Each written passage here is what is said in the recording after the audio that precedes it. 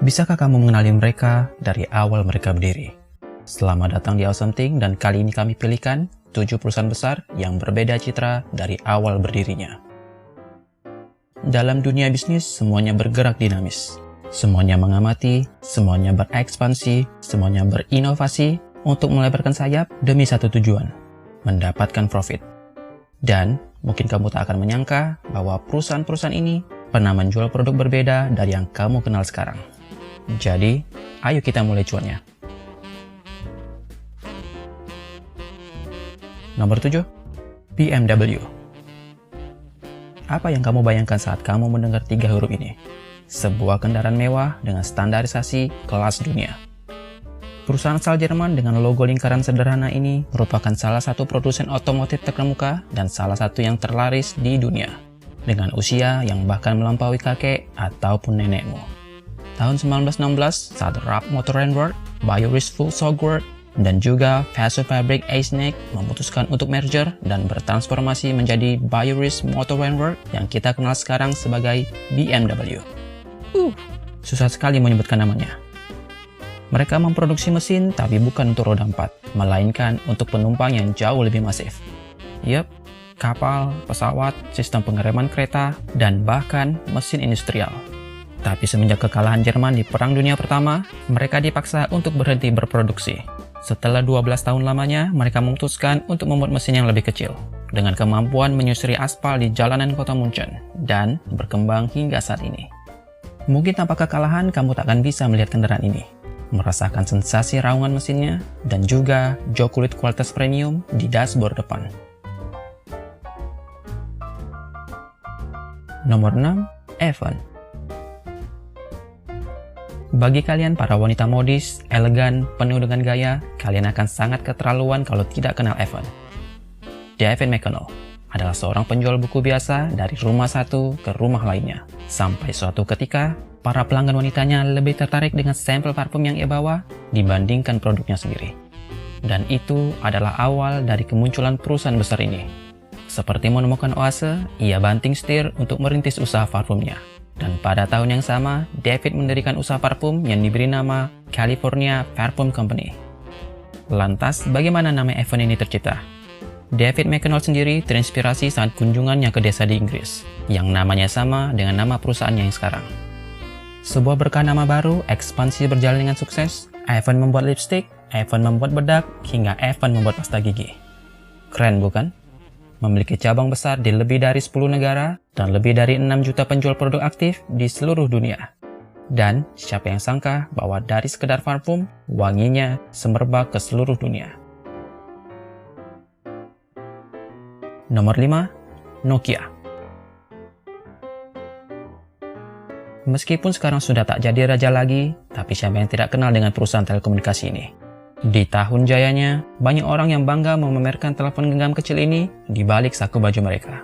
Tapi, tahukah kamu kalau Nokia di awal berdirinya adalah sebuah perusahaan pengolahan kayu? Yap, kamu tak salah dengar. Pada tahun 1865, Fredrik Idestam mendirikan perusahaan pengolahan kayu yang diberi nama Nokia.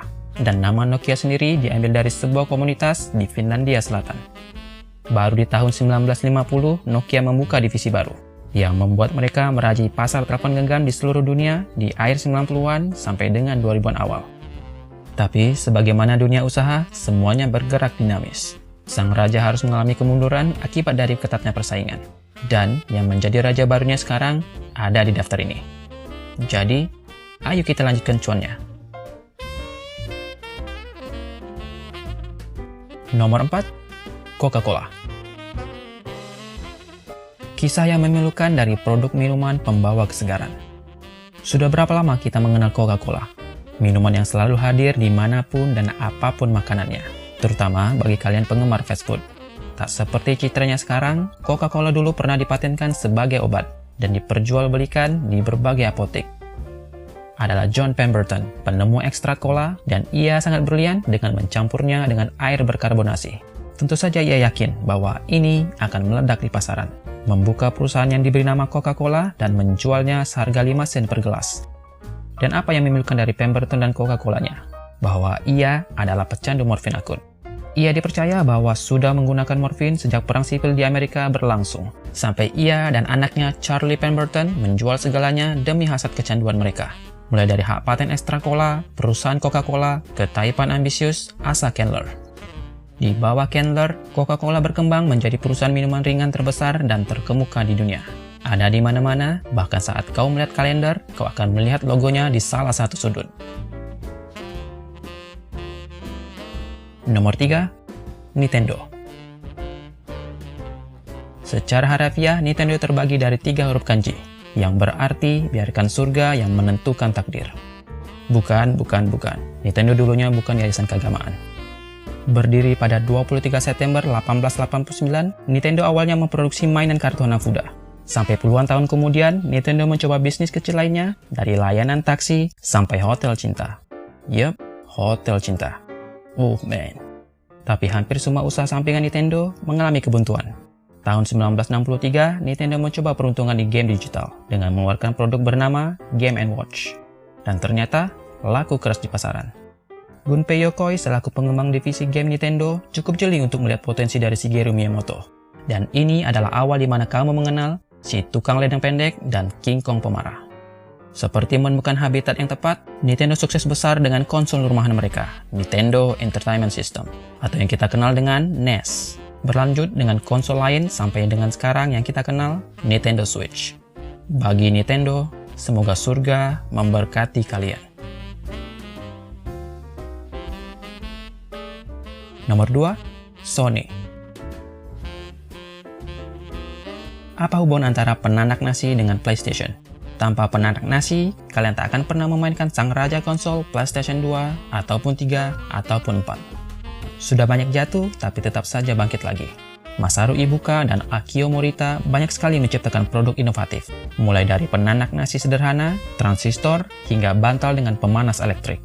Dan tahukah kamu bahwa nama perusahaan ini adalah Tokyo Shushin Kogyo KK? Yup, bagi kalian yang sekarang, mungkin tak akan mengenali mereka. Di pertengahan umurnya, perusahaan ini adalah yang terdepan di bidang audio recording. Mengganti nama dengan nama yang seperti kita kenal sekarang, hanya karena pasar Amerika tidak terlalu suka dengan nama yang panjang. Dan di pasar dalam negeri kala itu juga terlihat aneh dengan huruf Romawi. Tapi sekarang, semua bisnis mereka menggurita. Mereka hampir selalu ada di lini bisnis apapun. Film, musik, smartphone, TV, audio recording, dan yang paling menguntungkan saat ini, konsol rumahan.